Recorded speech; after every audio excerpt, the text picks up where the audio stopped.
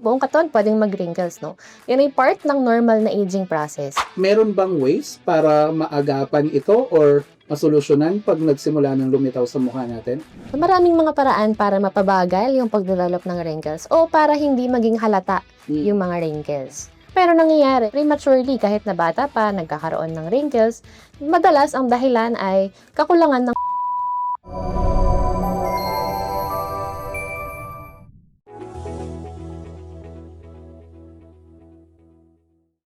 Doc Bien, eto, alam naman natin dito sa channel natin, nakikita natin sa demographics, yung age 35 to 55, yun yung pinakamarami. And marami sa kanila concerned sa mga bagay katulad ng chronic pain, minsan yung mga sakit na nagkakaroon tayo pag tumatanda, tumataas cholesterol, BP.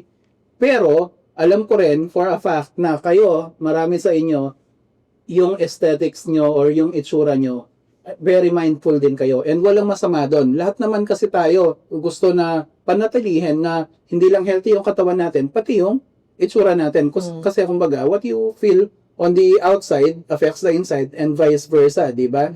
So, eto, isa sa mga sinasabi nilang pinaka madaling makita na signs ng aging is yung tinatawag na wrinkles o yung konting mga lines at kulubot sa balat natin. Ano bang nagkokos ng wrinkles and especially prematurely, no? And meron bang ways para maagapan ito or masolusyonan pag nagsimula ng lumitaw sa mukha natin? So, pag sinabi natin na wrinkles, no, yan yung mga linya, guhit sa ating madalas mukha, leeg, o kamay. So, yan yung mga common na pinaka nakikita natin. Pero pwede yan mangyari sa iba-ibang part ng katawan. No? So, buong katawan pwedeng mag-wrinkles, no? Yan ay part ng normal na aging process. Pero maaring mangyari prematurely kahit na bata pa nagkakaroon ng wrinkles, madalas ang dahilan ay kakulangan ng collagen. Yung collagen ay protina na nagme-maintain ng elasticity ng balat, no? Na kumbaga, pag nabanat yan, babalik siya sa usual niyang itsura. At kumbaga, yung term nila, no, plump looking, fresh looking, no? Yes. So, malaking contributing factor ang collagen. No? Ang collagen, natural na ginagawa ng katawan natin, di ba? Yes, oo. Natural itong ginagawa ng katawan at makikita ito sa balat, sa mga buto, sa mga tendons, ligaments, no? Maraming parte ng katawan natin ay merong collagen. So, habang tumatanda, tama ba na nababawasan yung paggawa ng collagen ng katawan? Kaya, ito lang naman yung intindi ko, ha? Yung mga pagitan ng mga cells mo, nawawala yung collagen kaya nagkukulubot?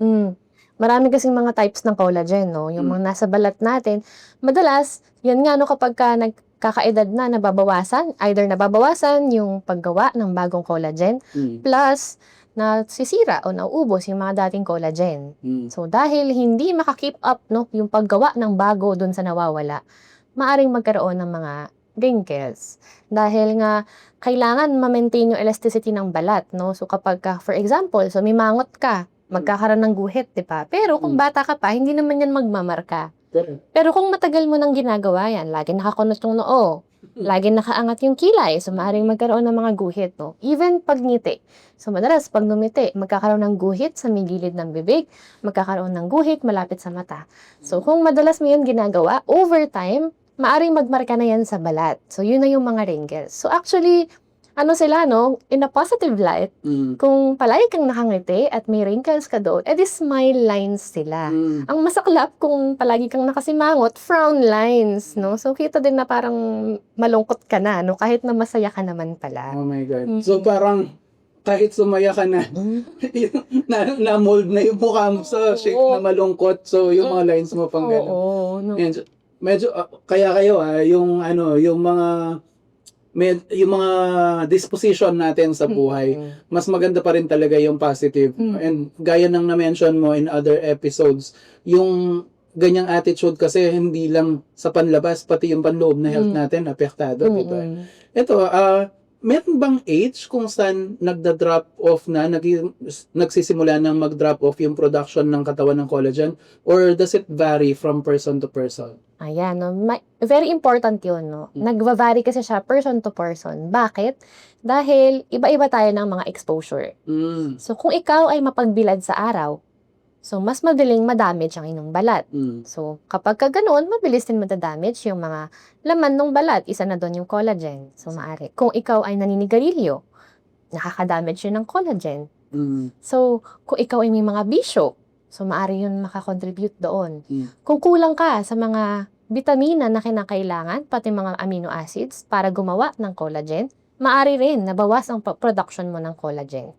So, yung mga factors na yun, ang mga dahilan kung bakit across ages, no, maaring ikaw ay 20 years old pa lang, pero meron kang wrinkles. Mga ka ng 40. Oo, no? Na, di ba, meron mga joke, no? Bakit daw yung mga millennials, wala daw masyadong wrinkles, no? Kasi usually daw, yung mga millennials hindi lumalabas ng bahay. Totoo yun. Sa kanila nagsimula yung cellphone eh. No? Yung smartphones pala. Although joke nila yun, mga meme yun, no? It has some truth, no? Dahil kung ikaw ay mapag-expose sa araw, mas prone ka na mag-develop ng mga fine lines, wrinkles, dahil nagkakaroon ng UV damage, no? So, dahil nagda-damage ang balat, talagang maaring mas mabilis mag-develop ng wrinkles. Ito, Doc Ben, na-mention mo, yung sun exposure number 1 talaga yan. I think in another episode, si Doc So, sinabi rin niya yan eh, yung sun exposure. Kaya nga sabi niya, minsan yung mga drivers, pag yung ruta nila ng umaga, yung kakasikat lang ng araw hanggang tanghali, isang side lang yung nasisinagan, makikita mo talaga yung pinagkaiba of one side. Yes. Mas maraming wrinkles on the side na na-expose sa araw ng mas matagal. Yes. And makikita mo rin yung mga Koreano dito sa Pilipinas, laging balot na balot, siguro naalagaan nila yung maganda nilang skin. Ngayon ay nauso na, no? Buti na lang, nauso na yan. Mga pang-protekta, mga either naka-hat, nakapayong, no? Sa Pilipinas, uso yan, nakapayong yung mga tao, naglo-long sleeves kahit na mainit. Mga magandang changes yun, no? Kasi dati, uso, alam ko nung kabataan ko, uso yung mga tanning beds. Di ba yung mga artista parang gusto nila tanned sila, ganyan. Lalo na yung mga foreign na mga artista. Hollywood, parang yun yung uso noon. Tanning beds, ganyan. So gusto nila, parang ang balat nila ay a lot darker. Paligtad sa Pilipinas, madalas gusto nila ay pumuti. No? Kaya tayo dito, takot tayo sa araw. Oo, no? Gaano kadalas na sun exposure yung tingin mo hindi na healthy para sa balat natin? Kasi alam naman natin, tropical yung bansa. Sagana sa araw talaga. Ang hirap iwasan. Syempre, mapag-beach din tayo ng mga Pilipino. Sino ba namang ayaw sa beach, di ba? Gaano kadalas yung tingin mo re-result in premature na pag-age ng balat natin? Kung ikaw ay hindi mo maiwasan sa trabaho na araw-araw naka-expose, yun, no, maaring malaki Magsasaka ka, contributor. ganyan. Yes, magsasaka, tulad ng nabanggit mo, mga driver, no, mga nagfi-field work. So, maaring sa construction sites, nagtatrabaho, no, madaling ma-expose sa araw. So, kung araw-araw ka na-expose, no, syempre, malaking factor yun. Yes. Lalo na kung hindi ka gumagamit ng mga sunscreen, o kaya hindi ka naglo-long sleeves, no. Wala naman akong kilalang construction worker na nagsa-sunscreen. Diba? Mga sunscreen, o kaya mga long sleeves man lang, no. Nakita natin na uso na sa mga drivers, tsaka mga painante ngayon, yung mga meron silang suot sa arms, mga nagmomotor, yan, isa pa yan, no. Dahil pag nagmomotor, exposed ka talaga sa araw, no? So, isa pa yon. At kung yung nabanggit mo, no, kung recreational lang naman dahil nagbi-beach, no? Hindi naman siguro paminsan-minsan, no? Of course, maaari pa rin yun mag-contribute. Kung ang ginawa mo, maghapon ka doon sa beach, talagang nagpatan ka. Ang goal mo is magtan. O kumbaga ay mag-darken yung balat. So, maaari yun mag-cause talaga ng damage. Maaring ma-sunburn. So, masisira talaga yung balat. Maaari din in the long run, kung lagi mo yun ginagawa, maaari yun mag-contribute talaga sa wrinkles, no? Pag-develop ng wrinkles and other health problems, no? Actually, wrinkles ang least of your problems kung exposure sa araw ang ginagawa mo. Kung baga araw-araw ka na-expose, hindi mo problema masyado yung wrinkles, no? Ang iniisip mo na ay baka mag-develop ng skin cancer. Yun ang pinakaayaw natin, no? Dahil ito na lang, mas melanin yung balat natin ng mga Pilipino. No? Dahil tayo mga Pilipino, tayo na mga medyo may dark na skin, pro yun sa atin. Kumbaga adapted naman yung ating katawan sa sun exposure. Pero kung Caucasian ka, mag-ingat-ingat ka talaga. No, kung ikaw ay medyo mas maputi, kaunti ang melanin mo, mag-iingat lalo, no? Pero, yun yung misconception, yung iba akala hindi na magde-develop ng mga skin problems dahil, ay, kaya ng balat ko yan. No, nakakapag-adapt naman. Dahil kahit nakakapag-adapt yan, maaari yan magkaroon pa rin ng mga problema. Okay. Ito, curious lang ako kasi sabi mo, 'di ba, nagda-drop off habang nag-iedad yung collagen production. Sa exposure ba sa araw na medyo matagal, tama ba na isipin na kung medyo bata ka pa, yung tipong below 20 or kahit nasa 20s, mas makaka-recover yung balat mo kesa sa someone na nasa 30s, 40s na paaraw ka ng paaraw. Yun, baka wala nang bawian yun. Oo, no? Na, of course, kung mas bata ka, kung mas marami kang collagen, mas maaring mas makarecover siya agad. Mm. Pero kung buong 20s mo, ang ginawa mo talaga ay magpatan, no? So, magiging malaki din yung epekto nun kapag nag-30s ka na. Hindi Maaring ka nagdagaan sa 30s, 40s ka na agad na. Hang 40s na pala agad. Okay. No? Pero buti na lang na ngayon medyo mas aware na ang mga tao. No? Mm. Mas maraming Pilipino na ang gumagamit ng mga sunscreens. Totoo. Pati mga lalaki ngayon, di na nahihiya, di ba? Oo, dahil walang pinipili po, no? Babae, lalaki, matanda, bata, dapat ay nagsa-sunscreen araw-araw, lalo na tayo na na-expose naman talaga sa labas. Dati kasi pag lalaki na naglo-lotion, medyo weird eh. Pero ngayon, I guess, mas alam na natin na health talaga yung yung purpose nun. Hindi naman ibig sabihin nun gusto mong maging beauty queen, no? At saka dati, nung bata ako, nagsa-sunblock lang ako pag magsiswimming ako. Pero 'di ba, noon ganun na parang magsa-sunblock dahil magsiswimming, dahil matagal ka ma-expose sa araw. Yun pala, dapat araw-araw, no? Buti na lang ngayon, naituturo na yan, na dapat araw-araw tayong naka-sunscreen or naka-sunblock. Tama. I guess, ang bottom line, healthy na habits pa rin, no? Like, kung ano yung panlaban mo sa heart disease, panlaban mo sa diabetes, ibig sabihin, good lifestyle, active, at hindi masyadong mabigat na exposure sa sun, plus healthy diet, healthy sleep, Hydration din. hydration. Lahat Yes. yan nakakatulong, di ba? Ito, syempre, father time is undefeated, sabi nga nila, di ba? Hindi mo pwedeng dayain ang panahon, ang pagtanda. Lilitaw at lilitaw sila.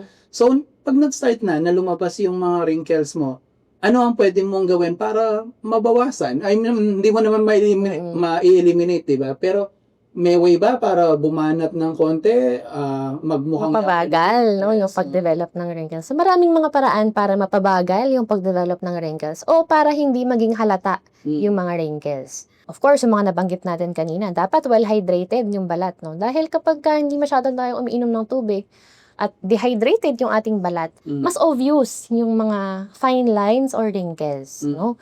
Pangalawa dyan, pagkain ng tama. Mga vitamina na para makatulong na mag-produce tayo ng marami pang collagen. So, mga vitamin A, vitamin C, no? Proline, glycine, mga amino acids na nakukuha natin sa pagkain tulad ng mga gulay, green leafy vegetables, mga prutas, mga citrus, no? At of course, red meat, even red meat, meron namang amino acids na makakatulong para gumawa tayo ng marami pang collagen. So, marami, no, in our diet, no, na makukuha na natin yung mga yun ng natural. And of course, kung talagang nababother na kayo, no, kahit na normal part ng aging, syempre kung gusto mong talagang mabanat yan, maraming mga creams para sa wrinkles, para kumbaga, ma-lessen yung, o hindi maging masyadong obvious yung mga fine lines.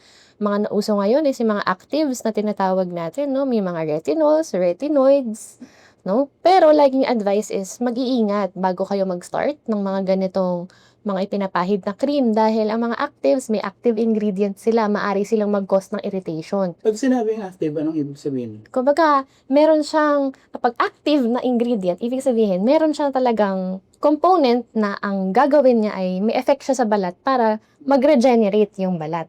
So, ibig sabihin, kapag ganun, syempre, kailangan matanggal muna yung luma mo na balat, yung matanda na parte ng balat. So, kapag ganun, maaring nagpipil. So, isa yan, no? Maaring effect na ay nagpipil. So, nabatanggal yung outer layer ng balat para matanggal yung lumang balat. Pwede rin, no? Yung ibang ginagawa ng actives is i-enhance yung collagen production sa balat. So, syempre, kung i-expect mo yun, ang nangyayari talaga ay magbabakbak talaga yan, mamumula, no? At kapag gumagamit ka ng mga ganyan na mga produkto, dapat ay umiiwas ka sa araw. Dahil syempre yung balat mo, tinanggal mo yung unang layer, tapos i-expose mo ngayon yan sa araw, maaring masunog yung balat. Actually, may kakilala tayo na gumawa nun. Ayoko sabihin yung produkto pero popular siya noon, tapos naban yata siya for a while, tapos ewan ko, ba't nakabalik na naman yun? Meron nga yatang lead na content yan or whatever. Anyway, pinahid sa mukha niya, tapos paaraw naman siya ng paaraw. Medyo naging parang, for the lack of a better term, parang naging tosino yung mukha niya, di ba? Oo, nasunog. No, nagkaroon ng burn. May chemical burns kasi tayo, no? Tsaka yung mga ganitong produkto, meron yung tamang paggamit. At hindi yan pwede na marami agad yung gagamitin. Kaya dapat talaga ay may gabay ng ating mga dermatologist. So, bago ka magpahid, kung kaya mo rin naman, magpa-check up ka bago ka, kung talagang nababother ka dun sa mga wrinkles mo at fine lines, so magkonsulta kayo at para mabibigyan kayo ng tama na ipapahid sa mukha, paano, gaano kadalas, no? Dahil usually ang pagsisimula ng mga ganitong mga creams, hindi yan pwedeng araw-araw, meron yan oras ng pagpahid, may dami. Iba, mas marami, mas maganda. Oo, no? So, hindi yan totoo, no? Na mas madami, mas matagal nakapahid sa mukha, ay mas mabilis kagana, no? So, hindi porket din uso, ay gagamitin na natin, no? Iba-iba yung reaction ng mga tao. Yes, no? Yung iba kasi ay dahil yan ang uso, yan ang gagamitin, tapos may bagong uso, yun ulit yung gagamitin, no? So, dapat hanapin natin, no? Patulad na ibang mga gamot, personalized siya. Yes. Maaring dun sa kakilala mo ay gumana, maaring sa'yo ay hindi. No? And siguro, Doc Bian, maganda rin i-remind natin yung mga kababayan natin na yes, hindi namin sinasabing mura ang magpa-check up. Kasi syempre, may professional fee. Naghahanap buhay rin ng mga doktor. Pero, kung nagtitipid ka, tingin ko mas mahal kung magkamali ka ng apply or magkamali ka ng produktong hiyang sa'yo tapos na-disgrasya yung balat mo. Mas malaki gastos mo pa, diba? No, bukod sa mga creams, maari din, no? Uso na ngayon. Mga dermal fillers, intradermal fillers, naglalagay ng hyaluronic acid sa ilalim ng balat para umangat, para ma-prevent yung pagsasag. Talaga? Ito effective talaga ito. Oo, no? Actually, yan yung ginagamit ngayon. Pero syempre, gagawin yan ng professional. Huwag pong hahayaan na wag mag-eksperimento, wag kayo yung magtuturok, o kung hindi doktor yung nagtuturok o hindi trained, no? Huwag papayag. No? So, ang filler, hindi ikaw yun. Derma ang maglalagay dapat. Yes, no? Ang ating mga derma or mga aesthetics natin na specialist, sila yung nagtuturok niyan. And dapat may assessment din. May guidance nila. No? At, kumbaga, tulad ng mga ibang mga gamot, no, dapat talaga ay sila lang ang gumagawa. No? Mga professional. Kumbaga, leave it to the professional. Yes. No? Wag gawing ginipig ang Oo, wag mo bumili online, tapos nakita mo kung paano, hinanap mo online, paano siya gagamitin, tapos ikaw na mismo yung gumawa. Oo, at saka may mga iba talaga na mga tutorial online, ganyan, na directed dapat sa mga professional, pero yung iba, ginagawa nila sa sarili nila, no? So, wag natin po yun gagawin. Loko-loko rin yung mga ibang nagbebenta, no? Makabenta lang kung ano-anong sasabihin sa tao. Okay. Common din, to add, Botox. Yes, I was going to ask. Anong attitude mo towards Botox? Well, FDA approved siya, no, sa pag-lessen ng fine lines sa ating noo at wrinkles sa ating noo. So, approved siya for that use. So, maaari lang Totoo bang hindi ka makakangiti pag naka-Botox ka? Ang Botox ay, kumbaga, i-relax yung mga muscle. So, kapag nasobrahan ka talaga ng gamit, baka maapektuhan ang ngiti. Kung hindi, no? Dahil ang Botox naman ay, kumbaga, nagwe-wear off. Okay. No, yun, no? Kaya dapat talaga, professional din ang gagawa. Gano'ng kadalas ang Botox? Kunyari, gusto ko talaga bumata. May kwarta naman ako. Tapos, pag-Botox ako. Mukhang interesado ka pala. Ako personally hindi. Pero, syempre, may mga asawa tayo. Ganyan. Eto, gano'ng kadalas i-maintain yung Botox? Depende siya sa klase ng Botox. Meron silang tagal, no? May mga duration. So, meron as little as 4 months, meron namang iba nagtatagal ng 6 to 8 months. Kaya yun, no? Makikita mo naman na meron talaga siyang epekto. At kung tama ang pag-administer, professional ang gumawa, safe naman ito, no? Kung talagang nababother ka sa mga fine lines sa iyong noo, maaari mo yan ipagawa. Okay. Supplements, meron ka bang mare-recommend? I mean, na-mention mo na yung healthy diet, di ba? Ang supplements ba nakakatulong? Ang mga supplements, maaari silang makatulong para mag-produce ng collagen dahil maaring yung mga laman ng supplements na ito, yung mga vitamins at amino acids na nabanggit natin kanina.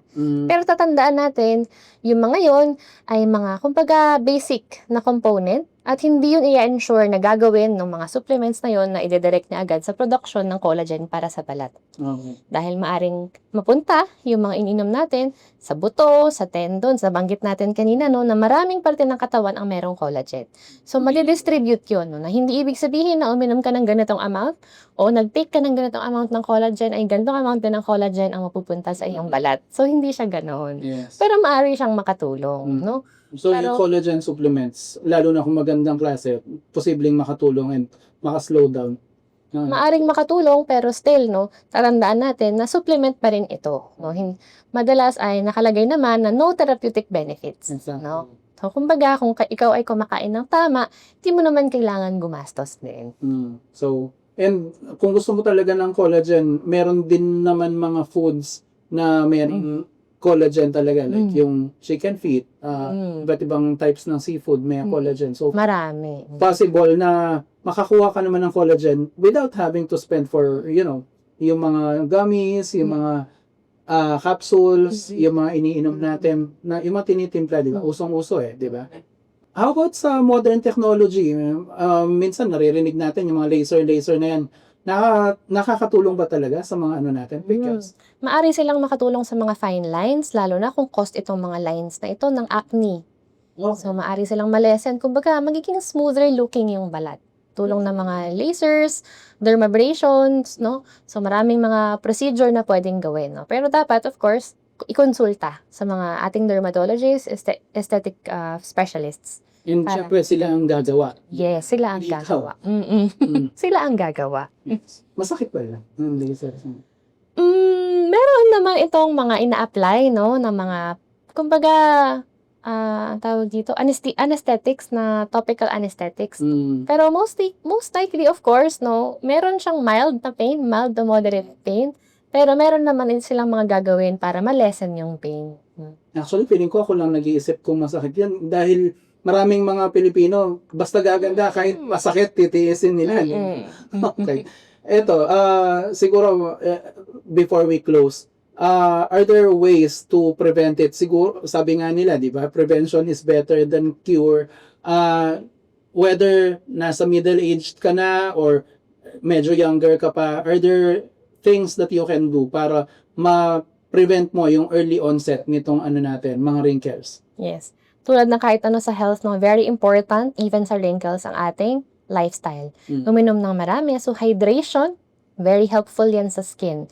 Hydration, pagkain ng tama, no, pagkain ng mga pagkain na mataas. Kumbaga, merong mga components na pwedeng makatulong sa paggawa ng collagen.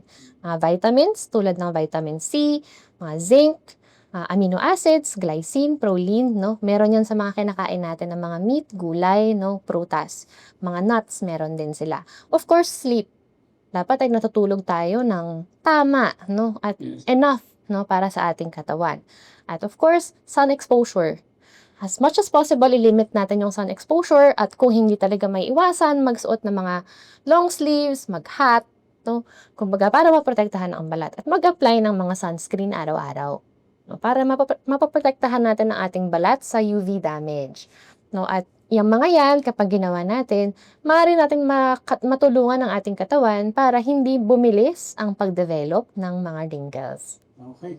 Super dami nating natutunan as usual from Dr. Bien Canlas. Maraming ways para pigilan yung maagang paglabas. Pero kung lalabas, and syempre, hindi naman siya matter of if, when talaga siya lalabas meron pa rin naman. Kumbaga, medyo malalansi-lansi mo ng konti si Father Time para hindi agad lumabas ang edad mo. I mean, actually, napapansin ko yung mga bilyonaryo, lalo na sa States, yung mga iba, nasa 60s, 70s na, parang ang kikinis pa rin ng mga. So, marami silang pang-invest sa mga ganitong bagay.